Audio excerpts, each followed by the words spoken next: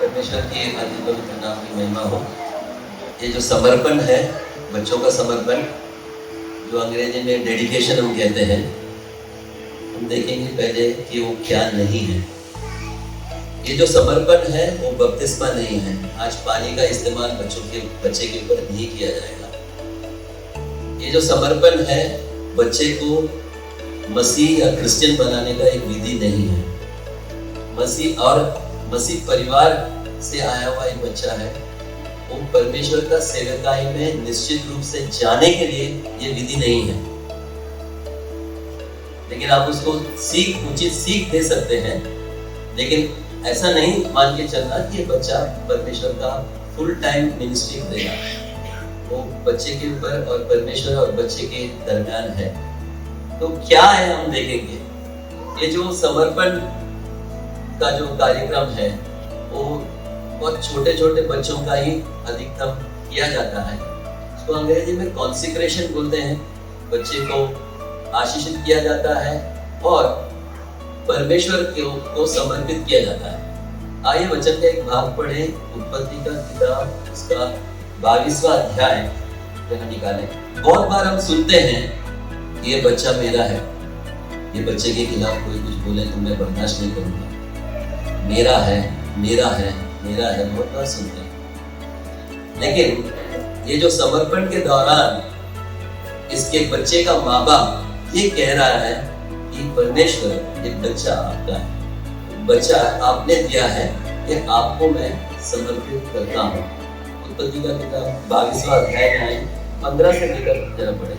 फिर यहोवा के दूत ने दूसरी बार स्वर्ग से अब्राहम को पुकार के कहा, यहोवा की यह वाणी है कि मैं अपने ही यह शपथ खाता हूँ कि तूने जो यह काम किया है कि अपने पुत्र वरन अपने इकलौते पुत्रों को भी नहीं रख छोड़ा, इस कारण मैं निश्चय तुझे आशीष दूंगा और निश्चय तेरे वंश को आकाश के तारागण और समुद्र के तीर के बालों के किनकों के समान अनगिनत करूंगा और तेरा वंश अपने शत्रुओं के नगरों का अधिकारी होगा और पृथ्वी की सारी जातियां अपने को तेरे वंश के कारण धन्य मानेंगी। भाई साहब ने बहुत जवान है, लेकिन अब्राहम ऐसा नहीं था। बुढ़ापे तक इंतजार करने के बाद परमेश्वर ने जब एक बच्चा दिया, परमेश्वर ने उसे वापस लेना चाहा और कहा कि तू पर्वत के ऊपर जा और बच्चे को बलि चढ़ा। और उसके बाद स्वर्गदूत उसे कहता है, जो आपने अभी जो पढ़ के सुना आपने, कि तूने अपने इकलौता पुत्र को भी रख नहीं छोड़ा। परमेश्वर को देने के लिए इच्छुक रखा और दे दिया। वैसे ही इसलिए मैं तुम्हें आशीषित करता हूँ। इसका मतलब है कि जब हम अपने बच्चों को मैं मेरा बच्चा कहते हैं, वो आशीष का कारण नहीं है। बच्चों को किसको समर्पण करना है? परमेश्वर की ओर, परमेश्वर की तरफ देना, परमेश्वर के लिए देना। और जब हम वो करेंगे आशीष आएगा। अक्सर हम बहुत चीज उल्टा करते हैं और परमेश्वर से चाहते हैं सब सीधा। जैसे कि हम समय पर नहीं आते हैं, लेकिन समय पर हमारा प्रार्थना सुनना चाहिए। परमेश्वर का नियम हम नहीं मानते हैं, लेकिन परमेश्वर हमारा चीजों को, हमारे प्रार्थना को मानने की जरूरत है। लेकिन यहाँ पर हम देखते हैं जो कि अब्राहम ने अपने बच्चे को परमेश्वर को देने का ठान लिया, दे दिया। उसका हाथ आखिरी मोमेंट में परमेश्वर ने बोला। और इस कारण आपने देखा कि और 18 देखा, और पृथ्वी की सारी जातियां अपने को तेरे वंश के कारण धन्य मानेंगी, क्योंकि तूने मेरी बात मानी है। आज 3 बड़े बड़े दुनिया के कौम, यहूदी, मसीह और इस्लाम, तीनों अब्राहम के वंशज माना जाता है। मतलब परमेश्वर का जो वायदा है वो वायदे में विश्वस्त परमेश्वर है, जीवते परमेश्वर है। अब्राहम से जो वायदा किया वो आज के परिवार से भी करने के लिए प्रतिबद्ध है। और ये जो बच्चे हैं परमेश्वर बहुत पसंद करता है। जब यीशु मसीह, आपको पता है, जब लोगों के दरमियान थे तो कुछ लोग अपने बच्चों को यीशु मसीह के पास लाना चाहा, लेकिन चेलों ने क्या किया? मना कर दिया। चेले नहीं चाहते थे कि बच्चे आगे गड़बड़ करें। आज हम भी नहीं चाहते बच्चे गड़बड़ करें, लेकिन परमेश्वर कुछ और चाहता है। आइए मरकुस का समाचार आज में आए 10वां अध्याय 13 से लेकर। फिर लोग बालकों को उसके पास लाने लगे कि वह उन पर हाथ रखे, पर चेलों ने उनको डांटा। यीशु ने यह देखकर क्रुद्ध होकर उनसे कहा, बालकों को मेरे पास आने दो और उन्हें मना न करो, क्योंकि परमेश्वर का राज्य ऐसे ही का है। मैं तुमसे सच कहता हूँ कि जो कोई परमेश्वर के राज्य को बालक के समान ग्रहण न करे, वह उसमें कभी प्रवेश करने न पाएगा। और उसने उन्हें गोद में लिया और उन पर हाथ रखकर उन्हें आशीष दी। परमेश्वर की स्तुति हो। देखिए यहाँ जब चेले रोक रहे थे, यीशु ने उनको नहीं रोका और कहा कि स्वर्ग राज्य ऐसे ही लोगों के लिए है जो बच्चों के समान है। मतलब इसका मतलब ये नहीं, इसमें बहुत गहरा मतलब है, आत्मिक मतलब है। ऐसा नहीं कि आप भी बच्चे जैसा नटखट हो जाओ, ना समझ हो जाओ, यहाँ वहाँ घूमते रहो। इसका मतलब ये है कि बच्चों के जैसा निष्कलंक, निष्कपट और मन में शुद्धि, मन में सफाई के साथ अगर हम नहीं रहे, माता पिता और हम सबको ये चेतावनी है कि हम परमेश्वर के राज्य में प्रवेश करें। और परमेश्वर का जो तरफ से आया हुआ दान है, ये बच्चे हैं और माँ बाप होने के नाते बड़ी जिम्मेदारी। ऐसा नहीं कि समर्पण किया और सब घर चले गए, नहीं, उनके ऊपर एक बड़ी जिम्मेदारी है, क्योंकि ये दान किसके तरफ से आता है? परमेश्वर की तरफ से आता है। अगर यीशु मसीह होते तो यीशु मसीह भी वो बच्चे को गोद में बिठाता और आशीष देता। और हम विश्वास करते हैं या 2 या 3 व्यक्ति यीशु मसीह के नाम में जहां भी इकट्ठा होते हैं, वहां कौन रहेगा? आज 9:30 तक कुछ लोग ही थे। यीशु मसीह ने ऐसे नहीं कहा कि 10-15 लोग जहां होंगे वहां मैं हूँ और भरने के बाद मैं आऊंगा। लेकिन आप आने से पहले यहाँ पर यीशु मसीह 2 या 3 लोग यहाँ काम करते हैं, 7 बजे बहनें आती हैं, तभी यीशु मसीह आ गया है और आपका और मेरा इंतजार कर रहा है।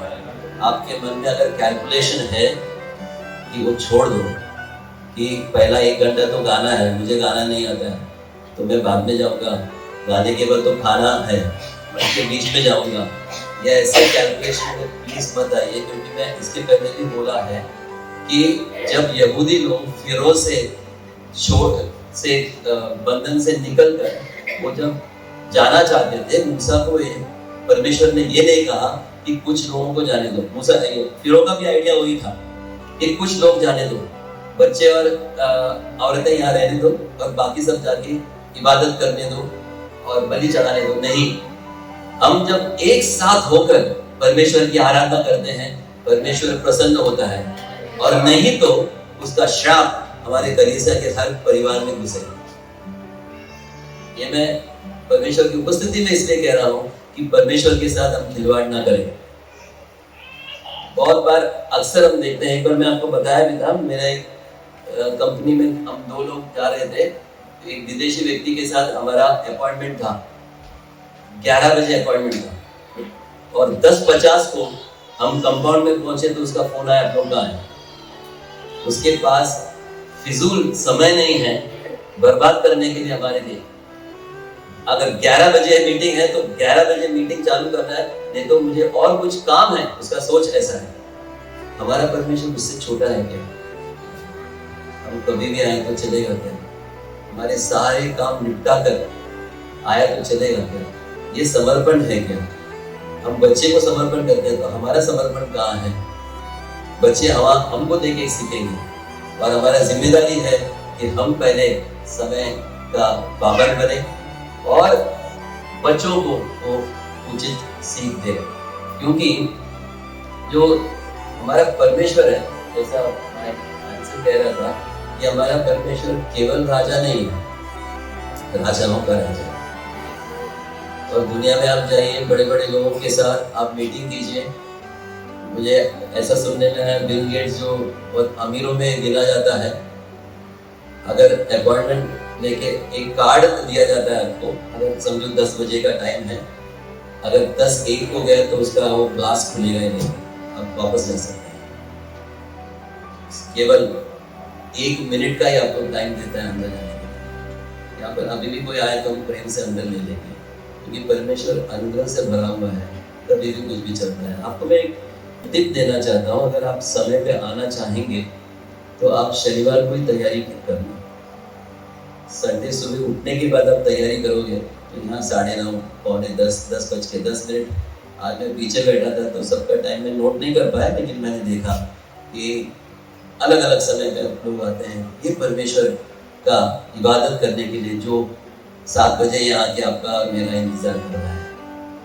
हम परमेश्वर का समय को बर्बाद ना करें, उससे मजाक में ना लें। आइए भजन में आए। 127 का भजन 127 भजन उसका 3रा वाक्य पढ़े। देखो, लड़के यहोवा के दिए हुए भाग हैं, गर्भ का फल उसकी ओर से प्रतिफल है। देखो, गर्भ का फल उसकी ओर से प्रतिफल है। और परमेश्वर का क्या लिखा पहले यहोवा का? देखो, लड़के यहोवा के दिए हुए भाग हैं। भाग है, अंग्रेजी में इनहेरिटेंस लिखा है। मतलब लड़के ही नहीं, लड़कियां भी है। अनुवाद में बच्चे है। ये मत माने कि आपको लड़की हुआ तो वो करके यहोवा का भाग है। हमारे देश में हम देखते हैं लड़की हुआ, लड़का हुआ, मतलब लड़की होने से नाराज है। लेकिन हमको माँ चाहिए, बहन चाहिए, पत्नी चाहिए। लेकिन जब बच्चा होता है लड़का चाहिए, तो ये माँ बहन है और पत्नी कहाँ से है? तो ये सोच भी बदलना है कि परमेश्वर का एक दान है, गिफ्ट है। दान मतलब भेंट जैसा है, गिफ्ट है कि बच्चे जो परमेश्वर हमको प्रदान करता है, उसके साथ कुछ जिम्मेदारियां भी है। कुछ 3 चीजों को मैं यहाँ रखना चाहता हूँ आपके साथ। अगर आप अधिकांश लोग शादीशुदा है तो उसमें आप और जोड़ सकते हैं, क्योंकि जब ये परमेश्वर का एक अद्भुत गिफ्ट है। अद्भुत गिफ्ट मतलब आपके सामने जब बच्चा आता है 9 महीने के बाद, उसके पहले जो परमेश्वर काम करता है, दाऊद ने लिखा है बड़े अद्भुत तरीके से मेरा निर्माण किया है। वो अद्भुत कार्य को अगर हम देखते नहीं, हम उसका उचित महिमा परमेश्वर को नहीं देते, तो हम उसका आनंद नहीं उठा सकते। मतलब एक बच्चा जब बन के आपके पास आता है एक पैकेट में, उसके पहले परमेश्वर बहुत कुछ करता है। और अभी आज साइंस भी मानव शरीर में चलने वाले हर चीजों को नहीं समझ सकता कि कितना अद्भुत तरीके से ये अपने भेजे के अंदर ही 20 करोड़ से अधिक सेल है।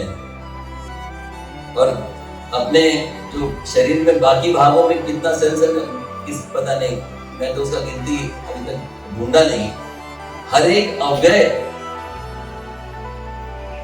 अद्भुत तरीके से बना है। तो ये बच्चा कितना बेहतरीन तरीके से जब परमेश्वर हमारे हाथ में रहता है, परमेश्वर चाहता है कि हमें से हमारे अंदर जिम्मेदारी हो इस बच्चे की परवरिश। हम मजाक में नहीं लेना। 3 चीजों में पहला चीज है प्रेम। प्रेम कैसा करना है? कैसा करना है? यूहन्ना 3:16 तो पता है, पढ़ना नहीं कि पिता ने जगत से इतना प्रेम किया। पिता का प्रेम, पिता का प्रेम जैसा प्रेम, मतलब इस लेकिन ये है कि ये जो इकलौता पुत्र है, इसके ऊपर प्रेम दिखाया पिता ने, और जो प्रेम हम पर पिता ने दिखाया, ये दोनों प्रेम बहुत भेदों से भरा हुआ है। पिता के पास जो प्रेम पुत्र के लिए था, उतना ही प्रेम हमारे ऊपर, प्रेम कमी नहीं हुआ। लेकिन उसने चाहा कि हमारे इस कौम के लिए, हमारे मानव जाति के लिए उसने क्या किया? अपना इकलौता पुत्र। जो स्वर्गदूत ने अब्राहम का तारीफ किया, वहां पर क्या हुआ आपको सभी को पता है कि जब इसहाक को की बलि चढ़ाने के लिए उसको वेदी पे पत्थर के ऊपर बांधा गया, जब बच्चा बार-बार पूछ रहा पिताजी ये जानवर कहाँ है? अक्सर तुम जानवर लेके जाते थे। तो पिता बताया नहीं, पिता ने उसको रस्सी से बांध दिया और उसको मारने के लिए चाकू उठाया। चाकू जैसे उसकी ओर उठाया, परमेश्वर ने क्या किया? उस हाथ को रोक दिया। जब कलवरी की क्रूस पर मानव जाति ने उसके पुत्र को जब मारने का कोशिश किया, वो हाथ को नहीं रोका। वो प्रेम, पिता का जो प्रेम है, वो प्रेम परमेश्वर चाहता है कि क्या करे, बच्चे पे दिखता है। अक्सर हम कहते हैं कि हाँ बच्चा अच्छा है तो माँ बाप अच्छा होना चाहिए। नहीं, माँ बाप अच्छा है तो वो बच्चा अच्छा होगा। वो प्रेम, पिता का प्रेम अवर्णनीय है। हम समझ में नहीं सकते कि ये परमेश्वर अपना बेटे से जितना प्रेम हम पर, मानव जाति पर, जो उसका पीठ परमेश्वर को दिखा के चल रहा है, उसके ऊपर एक प्रेम कैसा कर सकते हैं? हम तो नहीं कर सकते। अगर हमारे से टेढ़ा है, हमारा बच्चा भी टेढ़ा होता है तो हमको गुस्सा आता है, हम बुरा बना कह देते हैं। लेकिन ये परमेश्वर अपना इकलौता प्रेम को बच्चे को दे दिया, बेटे को दे दिया, यीशु मसीह को दे दिया। वो प्रेम परमेश्वर चाहता है कि हम अपने बच्चों को दें। दूसरा, ये प्रेम के बारे में जितना बोलने जाए, मैं ज्यादा नहीं बोल रहा, इसे मैं यहाँ बंद कर रहा हूँ। इतना गहरा प्रेम है तो हम इसको छोड़े, आप इस पे ज्यादा मनन करके इसके अंदर लाए और परमेश्वर बच्चे को प्रेम से उसको भरे। बहुत लोगों का मतलब सोच है कि जब बच्चे को प्रेम करना है तो बच्चे को मारना नहीं, हाँ, बच्चे पे चिल्लाना नहीं, बच्चे जो भी कहते हैं खरीद के दे दो। मैंने बहुत बच्चों को देखा है जो ये प्रेम, ये तरीके का प्रेम, जो दुनिया के तरीके का प्रेम अनुभव करने के बाद बच्चा बिगड़ गया, बच्चा हाथ से निकल गया। परमेश्वर ऐसा प्रेम नहीं चाहता, उसका भी अलग वचन है। तो ये प्रेम परमेश्वर चाहता है कि हम अपने बच्चों पर, वो लड़का हो या लड़की, बहुत बार हम देखते हैं कि लड़कियों को हमारे देश में ज्यादा पढ़ने नहीं देता, कारण जो भी हो, लेकिन ये भेदभाव परमेश्वर बर्दाश्त नहीं करता। परमेश्वर के वचन में लड़का या लड़की में कोई भेदभाव नहीं है। वो प्रेम इतना महान है। खैर, वो और कभी सिर्फ प्रेम के बारे में बोलना है, कम से कम दिन निकल जाएगा, लेकिन परमेश्वर का प्रेम हम पूरी तरीके से बता के हम समझ नहीं सकते हैं। दूसरी बात है हमारा वक्त। अपना बच्चे को अगर अपना वक्त हम दे नहीं पाए, मतलब बहुत से माता पिता है, हमारे यहाँ के माता पिता जैसा नहीं, वो जैसे ही अपने काम से मुक्त होते हैं शराब के नशे में रहते। अगर जो एक व्यक्ति शराब के नशे में है, वो बच्चे को क्या वक्त देगा? क्या मेरा विषय वो नहीं है। वैसे ही और किसी के नशे में, मुझे लगता है फ्राइडे मीटिंग में मैंने बताया कि मैं डोंबिवली में एक सीन देखा, मैं फोटो निकालना चाहिए था, फिर भी वहां पर भी मोबाइल का इस्तेमाल होता। आदमी और औरत, पति पत्नी दोनों मोबाइल में है। छोटा बच्चा, मतलब 1-2 साल का होगा, ऐसे उनके बीच में यहाँ वहां देके चल रहा है, और दोनों पति और पत्नी उसका हाथ भी नहीं पकड़ा है, उनका पूरा ध्यान हो गया। बच्चों को अपना वक्त देना। और प्रेम के बारे में बता दूं कि हम कहाँ चूक जाते हैं। मेरी माँ मुझसे कहती थी कि बच्चे, माँ बाप जितना बच्चे से प्रेम करता है ना, बच्चे माँ बाप से कभी नहीं प्रेम करते। आप सुन के भावुक मत होना, नाराज मत होना। हम लोग सोचते थे कि माँ ने ऐसा कैसा कह दिया, हम तो अपनी माँ से इतना प्रेम करते हैं।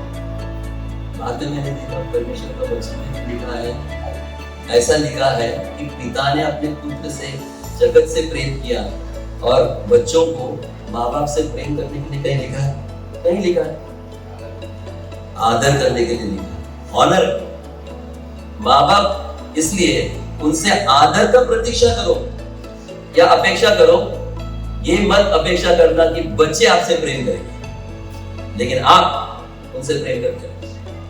ये है परमेश्वर का प्रेम। और परमेश्वर का ये प्रेम जब हम बच्चों पे देता है, हम सोचते हैं हमने इतना प्रेम किया, इसको पाल पोस के बड़ा किया, और इसको प्रेम किसके ऊपर है?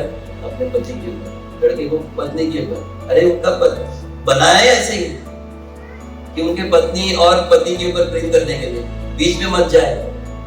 आपका काम है प्रेम देते रहना, उनका काम है आदर करना। बच्चों का काम है माता पिता का आदर करना। और वहां हम देखते हैं जब हम क्वालिटी टाइम, टाइम मतलब क्या है, बच्चे के पास काम छोड़ के बैठना नहीं, क्योंकि ऐसा बताया गया कि समर्पण मतलब माँ बाप बच्चों को समय देना, तो सुबह से शाम तक बच्चे के पास बैठना नहीं। तो एक बार ऐसा हुआ कि एक सुतार कारपेंटर बहुत मेहनती था, सुबह जाता, उसको 3 बच्चे थे और अपने पत्नी को बोलता कि देख अपना बच्चे को भूखा मत रखना। तो ये रात को आता तो खाने के लिए कुछ नहीं, क्योंकि क्या किया, उसका भी खाना लेके बच्चे को दे दिया, बच्चे को भूखा नहीं रखना ऐसा कहा है। तो ऐसा, लेकिन वो मेहनत करता था ताकि और खाना आए, और बोलता बच्चों को भूखा मत रखना। ऐसा बार बार वो पत्नी को बोलता रहता कि बच्चों को भूखा मत रखना। ये आदमी काम करते करते करते भूखा रहते रहते खुद मर गया। तभी पत्नी को समझा कि अरे ये मर गया तो बच्चे भूखे रहेंगे, इसको भी खाना खिलाने के लिए बोल रहा था। पत्नी ने क्या सोचा, बच्चों को ही खिला दो, खिला के सुतार मर गया तो वाकई में तो बच्चे भूखे रहेंगे। ये नहीं समय देने का मतलब। समय देने का मतलब हमारा कान को जो भी बोलते हैं ध्यान से सुनना और उनके साथ समय बिताना। ये सब सारी चीजें अगर हम बच्चों के साथ नहीं करेंगे, आज मुश्किल है, क्योंकि पिता के पास जितना बढ़िया मोबाइल है उससे बढ़िया मोबाइल बच्चे के पास। ये अगर पिताजी एक पिक्चर देखता होगा तो बच्चे 2 देखते होंगे, पता नहीं। तो ऐसा एक माहौल में समय देना और कठिन होता है, और हमारे कामकाज के बीच में भी समय दे, लेकिन वो समय निकाल कर बच्चे के साथ अगर आप बिताते हैं, प्रार्थना में बिताते हैं, उनके साथ उनको नसीहत देने के लिए, उनको एडवाइस देने के लिए हम जब बिताते हैं, परमेश्वर को भाता है। अगला है हमारा डिसिप्लिन। बच्चों को हिंदी में वर्ड कैसा है डिसिप्लिन का? अनुशासन, और मराठी में शिस्ती ना, शिस्त। तो ये तीनों चीज एक ही है। आप कौन सा भी भाषा में बोलिए, बच्चों को समझना चाहिए।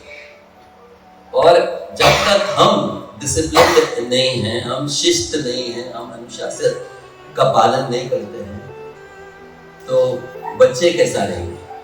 बचपन में जब हम लोग विश्वासी नहीं थे, मेरा पिताजी मुझसे कहता, या हम बच्चों से कहते कि अगर तुम्हारे खिलाफ कोई किसी ने कुछ बुराई किया, बच्चे ने छेड़खानी की, स्कूल में सताया, तो उनको माफ कर दो और उनका भला होने के लिए प्रार्थना करो। मुझे ये क्या समझा? स्कूल में हम देखते हैं एक जन ने मुक्का मारा तो उसको नीचे डाल के और 4-5 मुक्का भी मारो, लात भी मारो। जब दुनिया ऐसा करती है, पिताजी बोल रहे हैं कि अपने सताने वालों के लिए प्रार्थना करो और उनको माफ करो, उनका भला होने दो। उनको जब आशीष मिलता है तो वो खुश रहेंगे, आपको नहीं सताएंगे। जब विश्वासी बनकर बाइबल पढ़ने लगा, बोलते हैं पिताजी का ओरिजिनल नहीं, मेरे यीशु मसीह ने कहा है, पिताजी ने यीशु मसीह से सीखा है। मतलब माँ बाप परमेश्वर से और यीशु मसीह से, वचन से, आज जैसा एंसन बता रहा था कि वचन से जब हम नहीं सीखेंगे, हमारा अंदर खोखलापन रहेगा। हम बच्चों को कहते हैं लॉ मतलब नियम, अपना नियम संविधान में लिखा है कि हमारे पास जो टाइटल है उससे एक बेहतर टाइटल हम नहीं सकते। आज ये जगह किराए पे, कल हम लोग किसी को ये बेच दें, उनका हाल क्या होगा? हम बेच नहीं सकते हैं, नियम के खिलाफ है। मतलब हमारे अंदर अगर वचन नहीं है तो वचन क्या देंगे? तो बच्चों को बढ़ाने के लिए, बच्चों को सीख देने के लिए, उनको अनुशासन में लाने के लिए, उनको शिस्त बनाने के लिए क्या होना चाहिए? वचन पे बने रहने खुद। आइए प्रॉब्स 3:11 और 12। हे मेरे पुत्र, यहोवा की शिक्षा से मुंह न मोड़ना, और जब वह तुझे डांटे तब तू बुरा न मानना, क्योंकि यहोवा जिससे प्रेम रखता है उसको डांटता है, जैसे कि बाप उस बेटे को जिससे वह अधिक चाहता है। देखो, जो बाप या माँ बच्चे को अधिक चाहता है उसको ही अनुशासन में लाना चाहता है। जैसा परमेश्वर 2 फटका कैसा देता है? अपने को कुछ वारदात के द्वारा, कोई बीमारी के द्वारा। लेकिन जब हर बार बीमारी पड़ता है, ऐसा नहीं बोलना कि परमेश्वर उसको डांट रहा है, मार रहा है, नहीं। बीमारी का अनेक कारण है। मैं दिन भर बारिश में खड़ा रहा हूँ और बोला देखो परमेश्वर ने मेरे को डांट दिया, सर्दी आ गई। अरे तेरा मूर्खता है, तू बारिश में भीग गया। तो बीमारी आने का बहुत से कारण है। तो ये परमेश्वर अनेक अपने को अवसर, अनेक वारदात, घटनाओं के द्वारा, परिस्थितियों के द्वारा परमेश्वर हमें सिखाता है कि ये देख, तुझे मैं प्रेम करता हूँ। हमारे पीछे रहता है डांट कुछ लोगों के द्वारा। तो एक व्यक्ति, में एक बार पूना जा रहा था, बहुत जवान था वो ड्राइवर और बहुत संभाल के गाड़ी चला रहा था। तो मुझे जरा ताज्जुब हुआ क्योंकि जवान अक्सर बहुत तेजी से गाड़ी चलाते हैं। तो मैंने उनको पूछा 80 के ऊपर नहीं जाते? बोलता पहला बहुत जाता था, 120 तक जाता था। लेकिन एक बार ऐसा एक्सीडेंट देखा, मैंने मेरा हाथ से बच्चों का लाश बाहर निकाला। उसके बाद मेरा हिम्मत नहीं होता कि स्पीड बढ़ा। परमेश्वर दूसरों के द्वारा भी हमें सिखाता है। तो परमेश्वर अनेक तरीके से सिखाता है। तो बच्चे को जब डांटते हैं, माँ बाप ये ना सोचना कि उसको 2 फटका देने से या डांटने से बच्चा मर जाएगा, नहीं। लेकिन मैं पता नहीं कब बताया कि बच्चों को मारने का भी तरीका है। बड़ा एक डंडा लेके सीधा सर पे नहीं मारना, नीचे डाल के 5-6 डंडा और भूसा और लात नहीं मारना, घुटने के नीचे मारना है। मारने के बाद उसको समझाना है कि क्यों मारा, और कुछ देर के बाद उससे प्यार भी करना है। ये तरीका है। और पड़ोसी का बच्चे के ऊपर आपको गुस्सा है तो पूरा गुस्सा आपके बच्चे पे नहीं निकलना भाई। सामने हम भी निकाल मैं निकालूंगा, ऐसा नहीं। समझा? ये आपके लिए खास करके, क्योंकि आप आज समर्पण करने जा रहे हैं। आइए नीति वचन उसका 19वां अध्याय में है। जब तक आशा है तो अपने पुत्र की ताड़ना कर, जानबूझकर उसको मार न डाल। अगर तू डांटेगा नहीं, ताड़ना नहीं देगा, मारेगा नहीं, उसको मार डाल रहा है, एक तरीके से उसको बिगाड़ रहा है। लाड प्यार से लोग बिगाड़ देते हैं।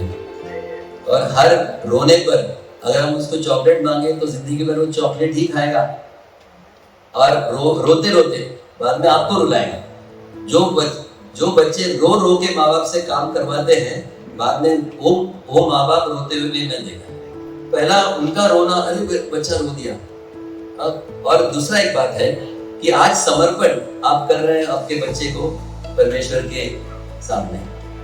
कलीसिया को भी कोई जिम्मेदारी होता है कि आपके बच्चे के ऊपर नजर रखें। अगर बच्चे ने कुछ गलती किया, कुछ ज्यादा मस्ती किया, तो उसको डांटने का अधिकार आप कलीसिया के मेंबर्स को भी देना चाहिए।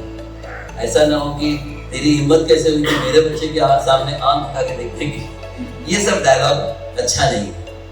पूरा कलीसिया मिलकर, पूरा सोसाइटी मिलकर। अभी बीच में एक टीचर से मेरा पहचान हुआ, मैं ट्रैवल करके आ रहा था, तो बोलता है कि मुझे बच्चों का, माँ बाप का फोन आता है।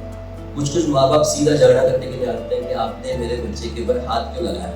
और कुछ माँ बाप, अधिकांश जो माँ बाप दूर रहते हैं, उनका फोन मुझे रात को आता है, कल जाके मेरे बच्चे के कान के नीचे 2 मारना। मतलब कॉन्ट्रैक्ट दे रहा है टीचर को कि मारो, खुद के माँ बाप। तो ये माँ, ऐसा नहीं कि उसको मार डालो, नहीं बोल रहे, मारो। मतलब बच्चों को मारने से बच्चे को मार के खत्म मत करना, लेकिन पहले पॉइंट में बार आना परमेश्वर का प्रेम। जब भी आप बच्चों को अपने रास्ते पे लाना चाहते हैं, परमेश्वर का प्रेम को याद करके उसको मारना, और परमेश्वर का प्रेम को याद करके उसको डिसिप्लिन में लाना, और परमेश्वर का वचन हमेशा जब हमारे अंदर रहेंगे तो ही हम बच्चों को कुछ दे पाएंगे। अक्सर क्या करते हैं, हम देखते हैं कि बच्चे धीरे धीरे माँ बाप जैसा हो जाता है। तो माँ बाप कहते हैं फिर क्या पड़ोसी के जैसा होना है? नहीं, माँ बाप के जैसे होना है। लेकिन माँ बाप जो डायलॉग्स मारते हैं, हम देखते हैं ऐसे ही बच्चे डायलॉग मारते हैं। बच्चों का सोच, माँ बाप का सोच। एक माँ अपने घर पे आया और बोला कि देखो, मैंने मेरा बेटे को बोला है कि अगर किसी ने एक झापड़ मारा स्कूल में, 2 दे के आ, क्योंकि वापस जाके आगे मारने का मत करते, वही मामला खत्म हुआ। तो वैसा पालन पोषण मत करना, मसीह प्रेम में बच्चों को बढ़ाना। और मार के बदले में मार हमारा मकसद नहीं है, हमको वो सीख मसीह से नहीं मिला है। तो बच्चों को वो परमेश्वर का डर में आपको बढ़ा के लाने के लिए समर्पण है। आप समर्पण करते वक्त आपसे भी जो पास्टर सवाल कुछ करेंगे, तभी आपको समझ में आएगा कि ये एक जिम्मेदारी का एक स्थान है। माता पिता और बच्चे बहुत ही बेहतरीन और एक अद्भुत गिफ्ट है परमेश्वर की ओर से। उस गिफ्ट को संभालने का जिम्मेदारी आपका है। उस गिफ्ट को मतलब बच्चे को सही अनुशासन में परमेश्वर के वचन के आधीन में लाना जरूरी है। परमेश्वर आपको, आपके बच्चे को, परिवार को आशीष दे।